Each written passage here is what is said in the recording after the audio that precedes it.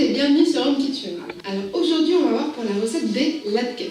C'est un peu spécial à prononcer, c'est une sorte de pancake de pommes de terre râpées, mais on peut le faire aussi avec des légumes, par exemple des courgettes ou des butternuts, pourquoi pas en fait, du moment qu'on essore les légumes. Habituellement ce sont des petits sides qu'on fait pour les repas de fête, des petites galettes qu'on fait pour accompagner les plats copieux des fêtes, mais moi je trouve qu'elle peut s'adapter tout à fait au quotidien, c'est pas une recette qui fait extrêmement festive, et par exemple si vous aimez comme moi les petits déj un peu ricains, ça pourrait faire un très bon petit déj pour le matin, une sorte de pancake de pommes de terre, c'est copieux, c'est bon, et en plus il y a une petite recette bonus qui vient de s'ajouter, c'est la recette du cream cheese vegan avec seulement un seul ingrédient, super facile, que vous pouvez utiliser dans n'importe quelle autre recette.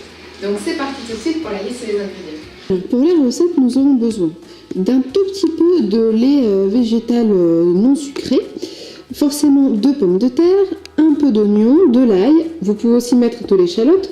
Moi j'ai pris un butternut parce que je vous montrais que c'est possible avec les légumes que vous avez dans votre frigo, hein. Ça se fait traditionnellement à la pomme de terre, mais vous pouvez mettre autre chose, donc on va en faire de 2 sortes. Un petit peu d'huile d'olive juste pour le faire frire à la poêle, du sel et du poivre à convenance, un peu de farine, un petit peu de maïzena. Pour le cream cheese, on va avoir besoin juste de yaourt nature, un petit peu de levure en paillettes, ça donne un peu de goût mais c'est facultatif. Et moi je mets un petit peu de ciboulette dans mon cream cheese. Aussi on va utiliser vraiment la pointe d'une cuillère à café de levure chimique pour aider nos pancakes à être un peu plus fluffy, à être sympathique à manger. Tout d'abord, et c'est là l'étape la plus fastidieuse, on va juste commencer par laver tous nos légumes et éplucher pour pouvoir ensuite les râper. Du coup, on a lavé et épluché pour 600 g de pommes de terre et 300 g de butternut. Donc maintenant, on va râper tout ça et pour ça, je vous conseille plutôt les gros trous plutôt que les petits trous parce que je trouve que ça donne une texture qui est un peu mieux, un peu plus croustillante pour éviter que ça parte en purée. Du coup, après, vous devriez obtenir 2 belles assiettes de légumes râpés. Et là, pendant qu'on épluche et on taille finement nos oignons, on va égoutter en fait nos pommes de terre râpées et notre butternut râpé. Pourquoi? Pour élever l'excédent d'eau. C'est une étape vraiment importante parce que sinon ça risque de détremper la pâte et de toute façon même comme faire des hash browns, c'est-à-dire des pommes de terre râpées juste frites à la poêle, on essore toujours, pour n'importe quoi, on essore les pommes de terre parce que ça rend beaucoup d'eau. Donc vous les passez au chignon en les pressant doucement et aussi ne pas oublier de les mettre sur un bout de sopalin pour que vraiment l'eau soit dégorgée au maximum. Du coup là on a coupé finement nos oignons et pendant ce temps-là nos pommes de terre et notre butternut est en train de s'essorer sur du papier absorbant pour enlever le maximum d'humidité. Du coup pour 300 g de légumes on commence à mettre dans un récipient 40 g de farine blanche. On y ajoute environ 10 g de maïzena, puis une petite pincée de levure chimique. Je mets un petit peu de sel et un petit peu de poivre, mais vous pouvez bien sûr mettre l'assaisonnement que vous préférez. Du coup, j'ajoute un petit peu de levure maltée juste pour l'assaisonnement, mais ça c'est vraiment facultatif. À ça, donc on ajoute 45 ml de notre lait végétal.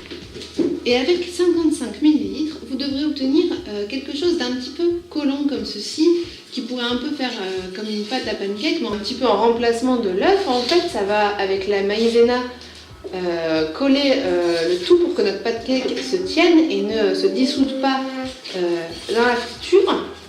Donc voici à peu près la texture que vous devez obtenir. Et donc bien sûr, ça vous l'assaisonnez de la manière que vous voulez. La levure maltée pour cette recette est très bien adaptée, sachant que vous pouvez aussi utiliser ça pour d'autres recettes, par exemple pour faire du tofu pané ou autre chose. C'est une colle qui marche à merveille. Du coup, ces mesures seront pour 300 g de légumes râpés. Donc nous, on va bien mélanger tout ça. On mélange bien tout ça à la fourchette. Et donc forcément, après, on va faire pareil avec les pommes de terre, sauf que comme on a 600 g de pommes de terre, on va forcément doubler la mesure de la pâte. C'est une petite recette simple à faire qui fait plaisir à tout le monde et surtout aux enfants qui aiment bien ce genre de petites galettes de pommes de terre. C'est une astuce moi que j'utilise parce que parfois les enfants ont un petit peu de mal avec certains légumes Et tout de suite, quand on fait des petites choses ludiques, où on peut tremper dans une sauce, qu'on peut tenir à la main, ou qui est un petit peu frite, c'est clair que ça plaît plus aux enfants, et donc dans ce cas-là, c'est plus facile à faire manger que par exemple les traditionnelles courgettes vapeur. Je vous assure qu'avec cette recette, vous faites manger des pancakes à vos enfants, vous n'êtes même pas obligé de leur dire que c'est aux légumes, ça va passer tout seul. Donc voilà pour le saladier de butternut. Donc ça va nous servir à faire des petits pâtissons directement sur la poêle. Et donc là, on va s'attaquer à la même chose pour les pommes de terre. On va juste doubler les quantités. Donc je ne vais pas tout vous filmer parce que la recette est exactement la même. Et vous pouvez aussi, par exemple, mélanger les deux pour faire un mixte de couleurs, par exemple, ou de goût. N'oubliez pas également à la fin de rajouter une petite poignée d'oignons qui va apporter une petite douceur. Les oignons, c'est super bon. Mais bon, si vous n'en mettez pas, ne mettez pas. Mais la recette se fait habituellement avec des petits oignons ou des petites échalotes. Et voilà. Donc là, vous devez obtenir vos 2 saladiers de préparation pour pancakes. Moi, je dis pancakes, mais en fait, chez nous, on appelle ça des latkes. Hein. Et donc là, on va préparer notre petit cream cheese vegan. Donc vous allez voir, c'est extrêmement simple. En fait, ce que vous aurez besoin, c'est de yaourts de soja. De yaourts de soja nature. Donc moi, je l'ai fait quelques heures à l'avance. Donc en fait, ça, qu'est-ce que c'est? C'est une petite épuisette avec du gaz, en fait. Que j'achète moi sur eBay par rouleau de 1,50 m pour à peu près 90 centimes, 1 euro. Et en fait, on vient découper un carré de gaz qu'on met dans une petite épuisette. Donc là, j'en ai fait vraiment un tout petit peu juste pour vous montrer, puis juste pour la recette. Mais évidemment, par exemple, vous pouvez faire du cream cheese pour la semaine. Et par exemple, dans les genres de pois à moutarde, de pois à confiture, on garde le couvercle, le placer avec de la ciboulette, de l'ail, des échalotes, ce que vous voulez. Et donc, ça vous permet d'avoir un peu une sorte de vache qui rit maison. Par ce procédé, en fait, déjà en quelques heures, on enlève tout le liquide qu'il y a dans les yaourts de soja nature. Et donc, en fait, il en reste quasiment plus. Et en à peu près déjà 3 à 6 heures, tout notre yaourt, en fait, s'est égoutté. Et il ne reste que la masse compacte. Donc, certains qui voudraient faire des choses un tout petit peu plus poussées mettraient aussi une capsule de probiotiques pour donner un goût un petit peu plus cultivé. Mais pour un fromage frais comme ça, déjà le résultat est vraiment pas mal. Vous mélangez ça avec un petit peu de citron, un petit peu de ciboulette. Ici, nous, on prend des paquets très pratiques en hiver de ciboulette congelées, ciselées. Et donc, on va venir mettre ça avec un peu de sel, un peu de poivre, un peu de levure maltée, toujours pour le petit goût fromager, et une gousse d'ail pressée. Et donc, ça va faire notre petit fromage. C'est un excellent dip qui se fait très facilement. Donc, il faut à chaque fois juste des yaourts de soja nature, de la gaze que vous achetez en pharmacie ou sur eBay, et un petit chinois pour laisser s'écouler l'eau tranquillement au-dessus d'une tasse. Vous laissez ça 3 heures, 6 heures, 12 heures grand max pour quelque chose de vraiment ferme. Pas besoin de vraiment laisser très longtemps. Hein. Au bout de quelques heures, déjà, vous avez un rendu qui est assez ferme. Et puis après, vous pouvez le tartiner sur une tranche de pain ou le mettre par au-dessus une pomme de terre au four. Franchement, c'est délicieux et je vous recommande vraiment d'essayer parce que ça coûte 3 fois rien et vous avez une sorte de vache qui rit ou de Philadelphia pour toute la semaine au frigo. Ça aussi, les enfants, ils adorent, hein, les tartines comme ça, c'est très bon, c'est très sympa et c'est assez rigolo à faire. Donc là, on obtient du coup notre fromage comme ceci, qu'on vient un petit peu ramollir, réchauffer à la fourchette. Et donc, on va venir l'assaisonner de la façon qu'on veut. Donc, assistante, ciboulette. C'est bien. Encore un petit peu. Vas-y, vas-y, vas-y. Merci, très bien. Donc là, on a un petit peu de ciboulette. On va mettre un petit peu de sel. Assez peu parce que nous, on aime bien quand c'est pas trop salé, que ça reste très frais. Un petit peu de poivre. Et on met un petit peu de levure maltée pour le petit goût fromage sympa. Vous pouvez aussi mettre par exemple de la poudre d'ail séchée, de la poudre d'oignon, faire n'importe quelle sauce de cream cheese. Par exemple, on pourrait penser comme ce qu'on voit un peu dans les industriels avec des morceaux de figues séchées ou des morceaux de noix. Il y a plein de possibilités pour ce cream cheese. Moi par exemple avec des noix j'ai déjà essayé et c'est super super fameux. Il adore goûter au déjeuner. Papa il adore goûter notre déjeuner, bah oui. Du coup, dans un fond d'huile d'olive, dans une poêle, vous venez faire mettre une petite cuillère à soupe et ensuite vous venez aplatir le tout dans votre poêle. Au bout d'1 ou 2 minutes, vous retournez votre petite galette et donc vous avez déjà un petit latkes. Donc ça prend pas très longtemps, vous pouvez les faire par plusieurs. Moi je trouve ça plus pratique à faire dans une crêpière parce que forcément, parce que tout ce qui est ce genre de forme, crêpes, pancakes, même si c'est aux légumes, même si c'est pas forcément des crêpes, je trouve que du coup ça permet d'utiliser pas forcément un bain d'huile, même si on en met quand même, et que c'est plus pratique pour retourner tout ça, c'est plus sympa, mais vous pouvez le faire bien sûr dans une poêle classique. Hein.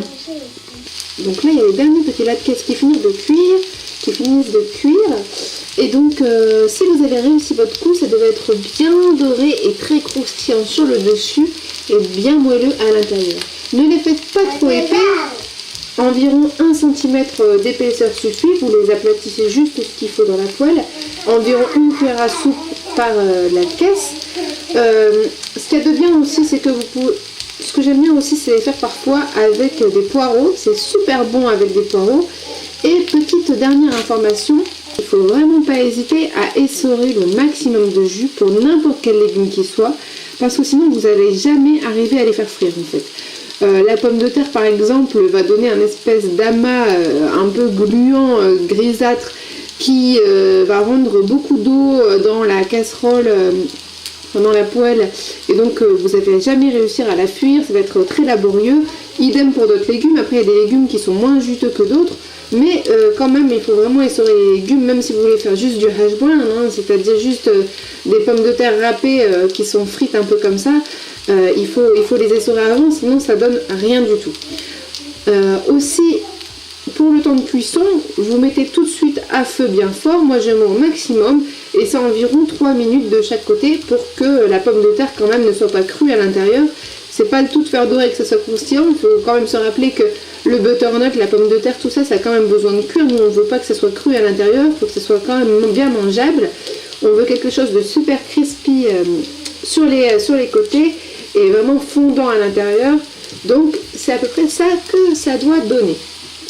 Pour les quantités, vous devrez avoir environ 10 latkes aux pommes de terre avec les quantités environ 600 g de pommes de terre. Et pour ceux au butternut, environ 6 je crois, avec ceux qui vont arriver. Du coup, voici notre plateau une fois terminé. Vous voyez bien, c'est super croustillant, c'est super rigolo à manger. Avec notre petit fromage frais servi on the side.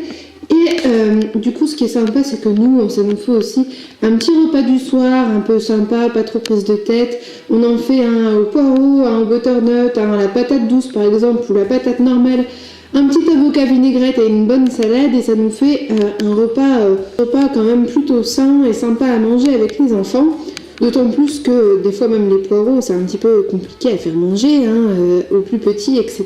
Sauf si on les cache dans la purée ou qu'on trouve des petites astuces, mais quand je les fais comme ça, ils mangent vraiment tous leurs légumes, donc je vous conseille d'essayer, ça peut être une astuce. Pour réchauffer ces petits latkes, moi je vous conseille pas forcément de les mettre au micro-ondes parce qu'ils vont perdre leur petit côté croustillant, ce qui est vraiment l'intérêt. Mais par exemple, vous pouvez les disposer sur une plaque au four juste à peine 1 minute et ils vont redevenir bien croustillants et moelleux et vous n'aurez donc rien perdu. Ce qui permet de ne pas jeter les restes ou de manger et que ça soit moins bon. Moi c'est comme ça que je fais quand j'en fais une plâtrée qui... Et voilà, en tout cas la recette est déjà finie. Ça peut être une petite recette express et au moins ça vous a fait découvrir des latkes. Je crois qu'en français on peut dire des rostis, je crois que c'est comme ça à peu près qu'on se dit, ou des paillassons de légumes.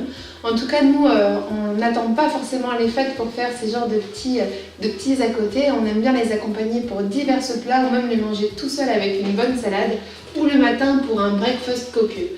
Donc j'espère que vous allez me laisser des petits commentaires et vous dire si vous avez essayé, si vous avez aimé ou si vous avez l'habitude d'en faire et si vous avez apprécié cette recette. En tout cas, je vous dis à très vite pour une nouvelle vidéo.